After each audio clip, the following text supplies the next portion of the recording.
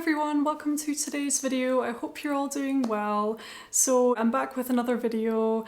I'm just feeling really inspired at the moment. I really appreciated all of your lovely comments on my last few videos, and I've had a little bit of spare time today, so I just thought, why not hop on and talk about some beautiful autumnal scents. Now, funnily enough, this group of fragrances that I'm talking about today, I've actually not really worn them in a long time, possibly even like for the last year. I haven't really worn them, but they are beautiful nonetheless. I intend to start wearing them more now that we're really into the autumn season, and most likely throughout winter as well. I love this time of year for wearing fragrances. I feel like I can really go all out and wear some of my most intoxicating scents in the autumn and winter, because it does get very cold here in Scotland, as I'm sure you know. So anyway, let me know what your scent of the day is in the comments. Let me know how you're doing as well, and let's get started. So the first fragrance I'm going to talk about today, again, like I said, I've not worn these in ages, but they really are stunning fragrances, and I'm going to be rediscovering them as we go through them. And the first one is Girl of Now from Elie Saab. This is a stunning fragrance. It's so sweet, syrupy and rich and nutty. It's kind of like, I think I've mentioned before in previous videos, it just reminds me of like a syrupy baklava dessert. It's very luxurious. It's very kind of like opulent smelling. I'm not wearing fragrance today, so I'm actually going to make this my scent of the day. Wow, it really is a very stunning and unique fragrance. There's nothing else I can think of that smells like this. And to be honest with you, I have tried the flankers of this fragrance, so like Girl of Now Shine and Girl of Now Forever, I think they might be called, and I really didn't get on well with them, like at all. I actually really didn't like them. But I love this one, and this is definitely the only one that I would be purchasing from the line. So this fragrance is a luminous yet thick, rich, intoxicating gourmand of a scent. You can really get that kind of caramelly syrupy note in here, but somehow it's not too much, and it's quite sensitively done, I feel like, because they have enough of those kind of like bitter nutty notes in there to kind of cut through that and just add like a little bit of an accent to it. It's just such a stunning fragrance. Definitely wouldn't be one, like in my opinion, it wouldn't be one for like summertime, the height of summer, but certainly it's such a beautiful scent for the autumn and winter. It just kind of reminds me of being in a cafe and you've ordered your pumpkin spice latte and you've got like a sweet treat, like a cinnamon bun as well, just totally indulgent, totally reminiscent of this time of year, and I just really enjoy it. So I look forward to wearing this one more now that I've kind of rediscovered it for the autumn, and that's Girl of Now by Elie Saab. Next up today is a really beautiful fragrance. I really do appreciate this one, however it does not get a lot of wear, because I actually find it kind of difficult to wear in some ways, and that's Hypnotic Poison, the EDP version. So you probably hear me talk mostly about the EDT version, because to me that one's much easier to wear. It's much more lighthearted in its mood. It's kind of a delicious, excuse me, it's a delicious vanilla and nutty gourmand kind of fragrance, and it's got a lot of sandalwood in there as well. So the EDT is just beautiful. It's probably one of my most worn fragrances of the moment actually, and it's just really easy for me to kind of throw on anytime. This one, however, it's definitely got a more kind of serious, somber mood to it. I kind of feel like, yeah, it's a very serious fragrance. It's kind of smoky. It's got quite a heavy licorice note in here. There's a really definite bitterness to this scent as well that just makes me, it's beautiful, and it's almost like melancholic in nature. It makes me think of like Dracula. It makes me think of Gothic style. It makes me think of Halloween. It's like a haunting, beautiful, type of scent in that sort of way. It reminds me actually of like a sticky licorice, you know, if you think of Halloween and you've got maybe like a caramel covered apple, but maybe this time it's like an apple, but it's covered in sticky licorice and there's some incense burning nearby. It's a really beautiful fragrance, and there is actually a note of jasmine in here as well, which you do pick up on, and it kind of just like melts into all the other rich dark notes that are in this fragrance. And like I say, it's a stunning fragrance. I definitely wouldn't be blind buying it. I wouldn't blind buy any of these fragrances actually, because they're quite, some of them are kind of an acquired taste, if you know what I mean. This is certainly one of those perfumes that's like an acquired taste. Not everyone would like it. In fact, if you've tried this, I'd be really curious to know what you think of it. So let me know in the comments what you think of this fragrance. Do you get on well with it? Does it repulse you? Do you appreciate it but wouldn't necessarily wear it? Just let me know. I think it can definitely be one of those kind of fragrances. So yeah, I don't get much wear out of it.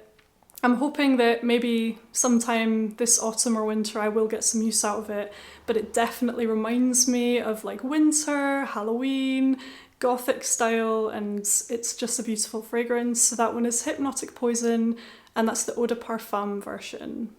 And sticking with that dark gothic theme, next up today we have La Nuit Trésor, the EDP, and this fragrance is just very dramatic in nature and it's very bold. So you have so many different notes in here. I never remember them all. There's just so many. You've got quite a lot of fruity notes in here. It's definitely a very prominently fruity scent when I smell it, but not a light fruity scent by any means. This is definitely a very dark, rich, fruity liqueur type of fragrance with like a smoky nuance in there as well from some incense. And it's just a really, truly unique, very femme fatale, confident kind of scent. And it really reminds me of autumn and winter. It truly is so intoxicating, and it's got so much attitude to it, and it's got this kind of like boozy quality to it as well. So very intoxicating fragrance. It's not one that I get a lot of use out of just because of how bold it is. It's very strong, so you really don't need to spray much of it. I absolutely love the bottle. I think everything about this just kind of screams gothic, I don't know, a dark sort of mystical style. And hopefully I'll get some more use out of this one throughout the colder months. Maybe of an evening, or maybe if I'm just feeling extra bold one day. But it's a beautiful scent. Let me know what you think of this one. And that one is La Nuit Trésor from Lancôme. Next up today we have a beautiful fragrance that I really love. I used to wear this one. In fact, last autumn I was wearing this all the time. That's when I bought it. I'm pretty sure I bought it around a year ago, and it was one of my go-to scents for autumn and winter. So no doubt I'll get some good use out of it this year as well. And that one is Libre Le Parfum, I believe it's called. I think this is, in fact, they've released another one since this one, but this was the one that they released after Libre Intense, which I also own, and it's really nice. They do both make beautiful autumnal scents, but this is the one that I wanted to talk about today. So you have that really strong lavender note in here, which I just love. It's so kind of clean and like refreshing and comforting and soothing somehow. Overall, this fragrance, it kind of reminds me of like a spiced lavender kind of latte drink. It's really that beautiful. I really love it.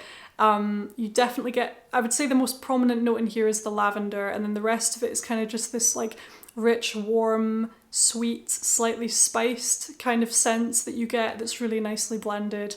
It's nice and strong, so it will last. I'm pretty sure this lasts best part of the day anyway. It's a fairly strong scent, and it definitely makes me think of autumn and winter, and that one is Libre Le Parfum from YSL.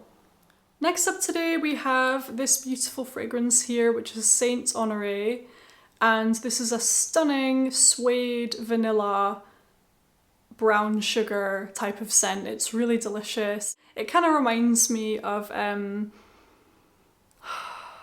it's just wonderful, you guys. It reminds me of Queer Beluga from Guerlain, one of the scents from Guerlain's like private line. It's such a gorgeous fragrance that I've never purchased just because of the high price point. It's too much for me to justify on a fragrance, but it's probably my favourite fragrance from Guerlain.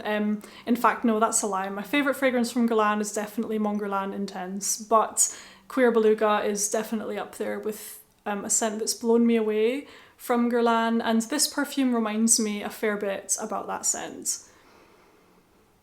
It's got a beautiful suede-like texture to it. Like when you smell it, you can almost feel the soft suede. And there's a gorgeous, luxurious kind of sweet vanilla note with like nuances of brown sugar in there as well. And it's very smooth as well. Like it's a very smooth, easygoing, easy to wear type of scent. So it's really stunning. Definitely a beautiful, cozy fragrance for this time of year. And it's one that I intend to start wearing more of as we head into the cooler months, and that one is Saint Honoré. And last up today, but by no means least, we have a beautiful scent from the Alien line, and that is Alien Fusion. This is a beautiful, very sweet, spicy version of Alien, and they've added in a tuberose note. There is a kind of, I don't know if it's cinnamon or I don't know what it is, but there's like a kind of sweet spiciness to the scent. And it's very, very seductive, I would say. It's very kind of femme fatale. It's one for maybe a date night or for a cozy evening in, that type of thing. It's very, very ultra feminine, I would say. Not one to blind buy though. I mean, you know, I've got really good things to say about it, but I would definitely try and sample this first before you commit to purchasing it, because I know I've read comments from you guys in the past. Some of you really, really did not get on well with this at all, like at all. So I would definitely try and sample this first. But it's one that I really appreciate. I haven't worn this in a really long time, but I've rediscovered it now, and it's really such a nice fragrance, especially for the cooler months. And it's just a really interesting take on Alien. Much sweeter, much like spicier, but it's not too spicy. It's just kind of like, if you imagine a sweet cinnamon kind of spice, it's that kind of spice that they've added in here, and it's definitely quite strong in that regard. And I believe you do still have some of the original Alien DNA, but to me this is really quite different from the original. But anyway, it's a lovely wintry autumnal kind of scent, and that's Alien Fusion.